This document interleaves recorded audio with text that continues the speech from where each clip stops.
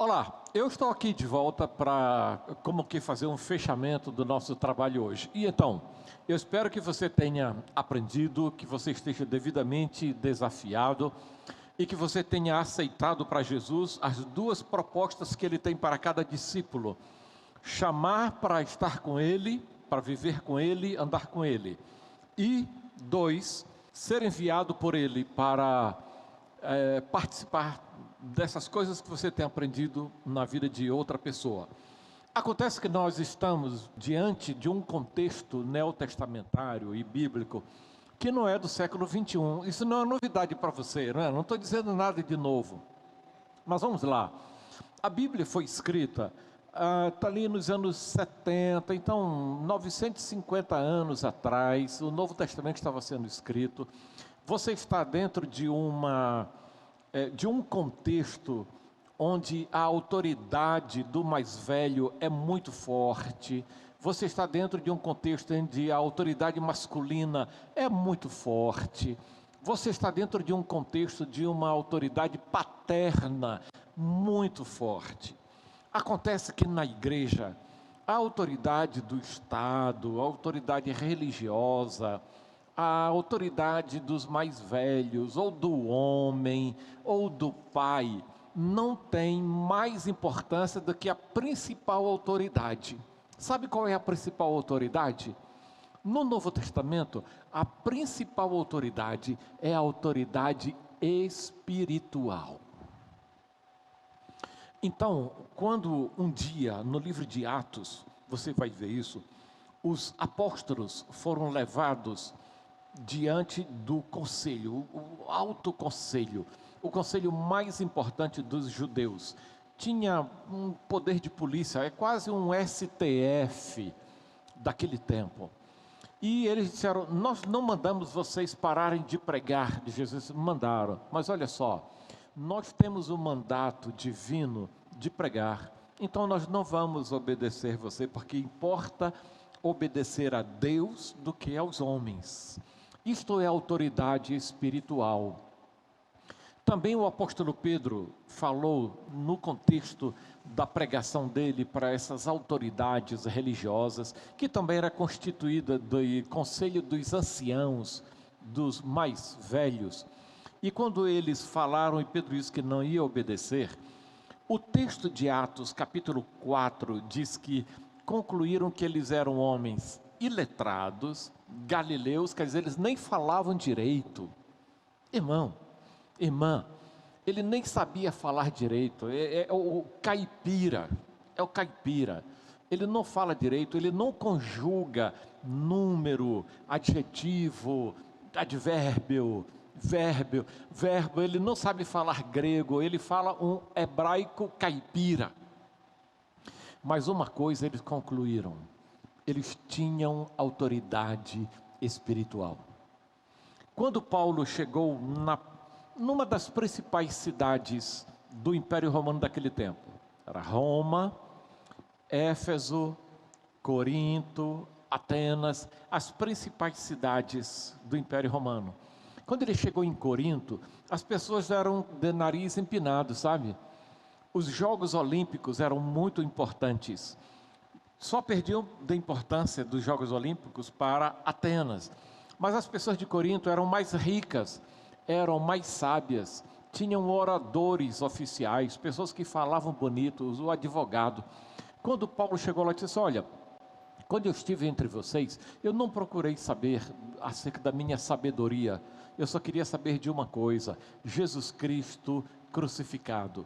Isso é autoridade espiritual. Assim, a minha palavra e a minha pregação não consistiram de palavras bonitas, de uma oratória bonita, de um grego bem falado, do grego jônico, do grego dórico, do grego clássico. Não, eu falei do grego koiné, que dá para nós comum. Eu falei a língua do povo, eu falei simples. Quando o apóstolo Paulo escreveu a primeira carta aos Coríntios, ele advertiu isso, assim: cuidado, a experiência de você com Deus é mais importante do que o seu dinheiro, a sua idade, sua posição de mais velho, sua posição de homem, sua posição de marido ou sua posição de pai. Você deve exercer a posição da liderança espiritual. Daí, o apóstolo Paulo falou uma palavra bem pequenininha em grego para ensinar isso. Esta palavra é moria. Moria. Moria quer dizer loucura. É traduzida na nossa Bíblia como quase que estar fora de si. Porque a moria divina inverte tudo que é lógica humana para colocar tudo numa lógica de Deus. E a lógica de Deus é: a vitória de Deus é pela derrota da morte de Jesus. A sabedoria de Deus é mostrada não na sabedoria dos homens, mas pelos milagres e do poder de Deus. Então, a moria dentro da igreja não se mede através do dinheiro que a gente tem, do celular que usa, do tipo de roupa que usa, do carro que tem, do lugar onde mora. Na igreja de Deus, a moria divina se mede pela autoridade espiritual. Bom, daqui a pouco eu quero voltar aqui. Deixa eu abrir um parêntese para mostrar também uma outra coisa que tem sido muito comum de 1980 para cá. Você já deve ter ouvido falar de assim: eu estou sob cobertura do pastor fulano de tal. Eu estou sob cobertura do apóstolo fulano de tal. Essa foi uma ideia surgida aí a partir dos anos 80, com um teólogo norte-americano da Califórnia chamado Peter Wagner. Ele achava que nós estávamos vivendo a segunda reforma apostólica. O que é isso? Agora, não era mais a denominação que mandava na pessoa. Não era mais nem a igreja ou a liderança da igreja que mandava na pessoa. Agora é um novo apóstolo. Por isso, de lá para cá tem uma porção de apóstolos.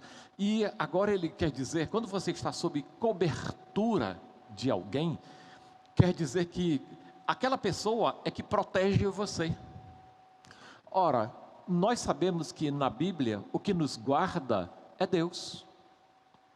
Que sobre nós está o Espírito Santo de Deus. Quem nos guarda do maligno é Jesus Cristo e seu sangue. A unção está sobre todo o povo de Deus. 1 de João capítulo 2, versículo 20.